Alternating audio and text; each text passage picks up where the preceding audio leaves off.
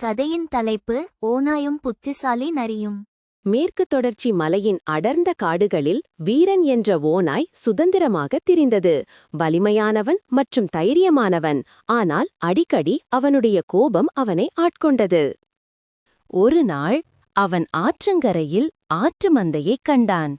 வேட்டையாட முடிவு செய்தான்.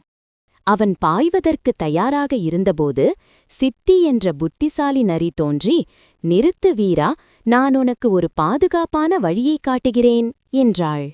வீரன் முகம் சுளித்து, "எனக்கு உதவி தேவையில்லை, நான் பலசாலி, என்னால் சமாளிக்க முடியும்" என்று அறிவித்தான். சித்தி தலையை ஆட்டி, "ஞானம் இல்லாமல் வலிமை பயனற்றது" என்று புத்திசாலித்தனமாக சொன்னாள். அவளை பொருட்படுத்தாமல் வீரன் ஆடுகளை துரத்திச் சென்றான். ஆனால் விரைவில் ஒரு வேட்டைக்காரனின் வலையில் சிக்கிக் கொண்டான். போராடிய அவன் விரக்தியில் கதறினான். சித்தி மரத்திலிருந்து பார்த்து, "நீ கேட்டிருந்தால் இதை தவிர்த்திருக்கலாம்" என்றாள். சித்தி தனது கூர்மையான பற்களை பயன்படுத்தி வலையின் கயிறுகளை கடித்து வீரனை விடுவித்தாள். "ஏன் எனக்கு உதவி செய்தாய்?" என்று வீரன் வெட்கத்துடன் கேட்டான்.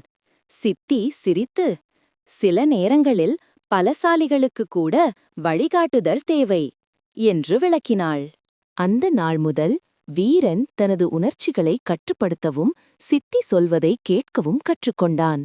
மேலும் அவர்கள் இருவரும் வலிமை மற்றும் ஞானத்தின் மதிப்புமிக்க அணியாக மாறினர்.